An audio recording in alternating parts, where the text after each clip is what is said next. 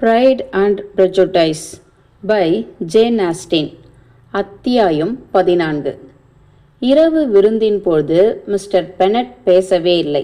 வேலைக்காரர்கள் சென்ற பிறகு விருந்தாளியுடன் ஏதாவது பேச வேண்டும் என நினைத்து அவனுக்கு ஆதரவளிக்கும் லேடி காதரினை பற்றி பேசினால் அவனுக்கு பிடிக்கும் என அவர் நினைத்ததால் அதை பற்றி பேசலானார். காலின்ஸுடைய விருப்பங்களுக்கு அவள் கொடுத்த கவனிப்பும் அவனுடைய சௌகரியத்திற்கு காட்டிய கரிசனமும் பாராட்டத்திற்குரியது இருந்ததால் திரு பெனட் இதைவிட சிறந்ததாக வேறு எந்த தலைப்பையும் தேர்ந்தெடுக்க முடியாது. காலின்ஸ் அவளை பற்றி வெகுவாக புகழ்ந்தான். இந்த பேச்சு அவனை மேலும் கம்பீரமாக்கியது. இவ்வளவு உயர்ந்த இடத்திலுள்ள ஒரு பெண்மணி இவ்வளவு அன்பாகவும் பரிவாகவும் நடந்து கொள்வதை இதுவரை அவன் பார்த்ததில்லை. அவள் முன் தான் செய்த 2 பிரசங்கங்களையும் அவள் மனதார பாராட்டியதாக சொன்னான். 2 முறை ரோசிங்ஸில்லில் விருந்துண்ண அழைத்தாள். சனிக்கிழமை அன்று சீட்டாடவும் அழைத்திருந்தாள். பலரும் லேடி காதரினை கர்வமுடையவள் என்று சொன்னாலும் தான் அவளுடைய அன்பை மட்டுமே பார்த்திருப்பதாக கூறினான். அவள் அவனை மரியாதையுடன் நடத்தினாள். அப்பகுதியில் உள்ள சமூகத்தோடு அவன் சேருவதற்கும் உறவினர்களை சந்திக்க அவ்வப்பொழுது ஓரிரு வாரங்கள் செல்வதற்கு அவள் மறுப்பேதும் தெரிவிக்கவில்லை. எவ்வளவு சீக்கிரம் முடியுமோ அவ்வளவு சீக்கிரம் திருமணம் செய்து கொள்ள சொல்லி அறிவுரை கூறி, ஆனால் பகுத்தறிவோடு பெண்ணை தேர்ந்தெடுக்க கூறினாள்.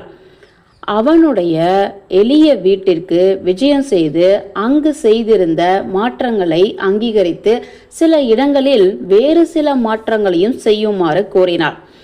எல்லா செயல்களும் முறையாகவும் நாகரிகமாகவும் இருக்கின்றன என்ற மிஸ்ஸஸ் பெனட் அவள் மிகவும் இனிமையான பெண்மணியாக இருப்பாள் என நினைக்கிறேன். உயர்ந்த இடத்தில் இருக்கும் பெண்மணிகள் இவளை போல் இல்லாததுதான் மிகவும் வருந்தத்தக்கது. உங்களுக்கு அருகில் வசிக்கின்றாளா என்றும் கேட்டாள். தோட்டத்தில் அமைந்திருக்கும் எனது இல்லத்தையும் லேடி காதரினுடைய இல்லமான ரோசிங்ஸ் பார்க்கையும் பிரிப்பது ஒரே ஒரு பாதைதான். அவள் ஒரு விதவை என நீங்கள் கூறியதாக நினைவு. அவளுக்கென குடும்பம் ஏதேனும் இருக்கிறதா? பெரிய சொத்தின் வாரிசாக அவளுக்கு ஒரே ஒரு மகள் இருக்கிறாள். ஆஹா, அப்படியானால் மற்ற பெண்களை விட இவள் மேம்பட்டவள். எப்படிப்பட்ட பெண் இவள்? அழகானவளா அறிவானவளா என்றாள் மிஸ்ஸஸ் பெனட். அவள் மிகவும் அழகானவள். ஒரு கௌரவமான குடும்பத்தில் பிறந்தவர்களுக்கே உரிய லட்சணங்களை உடைய மிஸ் டீபர்க் உண்மையான அழகு என்று எடுத்துக்கொண்டால் எல்லோரையும் காட்டிலும் மிகவும் அழகானவள் என்று லேடி காதரின் சொல்வாள். ஆனால் தேகநல குறைவின் காரணமாக பல திறமைகளில் முன்னேற்றம் அடைய முடியவில்லை என்று அவளுடனேயே வசிக்கும் அவளது படிப்பினை மேற்பார்வையிடும் பெண்மணி என்னிடம் கூறியிருக்கிறாள். பழகுவதற்கு மிகவும் இனிமையானவள். அடிக்கடி எனது இல்லத்திற்கு அவளுடைய குதிரை வண்டியில் வருகை புரிவாள். அவள் அறிமுகப்படுத்தப்பட்டு விட்டாளா? பெண்மணிகளின் சபையில் அவள் பெயரை இதுவரை நான் கேட்டதாக ஞாபகமே இல்லையே. நகரத்திற்கு போய் வர முடியாமல் தடுப்பதே அவளுடைய உடல்நல குறைவுதான். அதனாலேயே இங்கிலாந்து சபை ஒரு நல்ல பெண்மணியை இழந்துவிட்டது என லேடி காத்ரினிடம் நான் கூறினேன். இதனை கேட்டு லேடி காதரின் சந்தோஷம் அடைந்தாள் என்று தோன்றுகிறது. பெண்மணிகள் ஏற்றுக்கொள்ளும் சில நல்ல பாராட்டுகளை சொல்வதில் நான் மிக்க சந்தோஷம் அடைவேன். ஒரு உயர்ந்த பதவியான பிரபுவின் மனைவி என்ற இடத்திற்கு பொருத்தமாக அவளுடைய மகள் பிறந்திருக்கிறாள் என லேடி காதரனிடம் நான் பல முறை கூறியிருப்பேன். லேடி காதரினை சந்தோஷப்படுத்தும் இதுபோல சின்ன சின்ன விஷயங்களில் நானும் அதிக அக்கறைகளை எடுத்துக்கொள்வேன். நீங்கள் சரியாக எடை போட்டிருக்கிறீர்கள். மற்றவர்களை சந்தோஷப்படுத்துவதற்காக புகழ்வது உங்களுக்கு கைவந்த கலையாக இருக்கும் போல. இதை இயல்பாகவே செய்வீர்களா அல்லது முன்கூட்டி தயார் செய்து செய்வீர்களா என்று கேட்டார் மிஸ்டர் பெனட். சமயத்திற்கு ஏற்றார் போல இயல்பாகவே தான் செய்வேன். ஆனால் சில சமயம் தயார் செய்து கொண்டு இடத்திற்கு பொருந்துவது போல பாராட்டுகளை தெரிவிப்பேன். ஆனால் நான் முன்கூட்டி தயார் செய்தது என்று அவர்களுக்கு தெரியாத வண்ணம் என்னால் முடிந்தவரை இயல்பாக பாராட்டுவதுதான் என்னுடைய குணம். மிஸ்டர் பெனட் எதிர்பார்த்தது போலவே காலின்ஸ் முட்டாள்தனமாக இருந்தான். அவன் பேசியதை அவர் மிகவும் ரசித்து கேட்டுக்கொண்டிருந்தார். ஆனால் அதை வெளியில் காண்பித்துக் கொள்ளவில்லை. எலிசபெத்தை எப்பொழுதாவது ஒரு முறை பார்ப்பதை தவிர பொறுமையோடும் அமைதியாகவும் அவன் பேசுவதை கவனித்துக் கொண்டிருந்தார். தேநீர் அருந்தும் நேரம் வரை மிஸ்டர் பெனட் காலின்ஸுடைய பேச்சை கேட்டுக்கொண்டிருந்தார். இதற்கு மேலும் தாங்காது என நினைத்ததால் தேநீர் அருந்திய பின் வரவேற்பறைக்கு அழைத்துச் சென்று பெண்மணிகளுக்காக புத்தகத்தை உறக்க வாசித்து காண்பிக்குமாறு வேண்டினார். காலின்ஸ் ஒத்துக்கொண்டான். ஒரு புத்தகம் வழங்கப்பட்டது. ஆனால் அது வாடகை நூலகத்திலிருந்து வாங்கி வந்திருப்பதை அறிந்த அவன், நான் கதை புத்தகத்தெல்லாம் படித்ததே இல்லை என்றான்.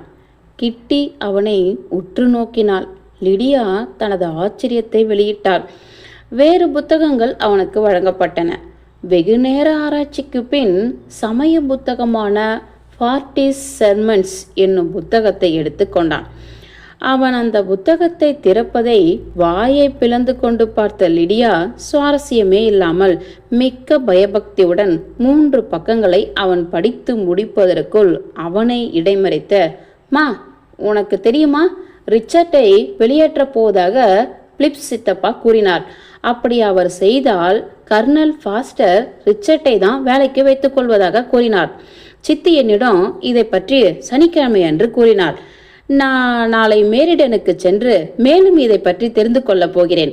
மேலும் மிஸ்டர் டென்னி எப்பொழுது நகரத்திலிருந்து திரும்பி வருகிறான் என்றும் கேட்க வேண்டும். லிடியாவை பேசாமல் இருக்கும்படி மூத்த 2 சகோதரிகள் கட்டளையிட்டனர். இதனால் மிகவும் கோபமடைந்த காலின்ஸ் புத்தகத்தை பக்கத்தில் வைத்துவிட்டார். எப்படி இளம் பெண்களுக்கு அவர்களது நலனுக்காகவே எழுதப்பட்ட சிறந்த புத்தகங்களில் சிறிது கூட நாட்டமே இல்லாமல் போகிறது என்பதை நான் பல முறை பார்த்திருக்கிறேன். இது போன்ற அறிவுரைகள் அவர்களுக்கு எவ்வளவு பெரிய நலனை தரும் என்பதில் சந்தேகமே இல்லை. ஆனால் நான் என்னுடைய இளம் உறவினரை இனியும் கஷ்டப்படுத்த விரும்பவில்லை. மிஸ்டர் பென்னட்டை நோக்கி சதுரங்க விளையாடலாமா என கேட்டான்.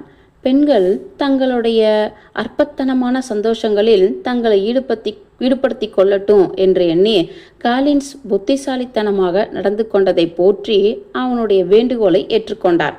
லிடியாவின் நடத்தைக்கு மன்னிப்பு கேட்டுக்கொண்ட மிஸ்ஸஸ் பெனட்டும் அவளது பெண்களும் புத்தகத்தை அவன் தொடர்ந்து படித்தால் இனி அவ்வாறு நடக்காத வண்ணம் பார்த்து கொள்வதாக கூறினார்கள்.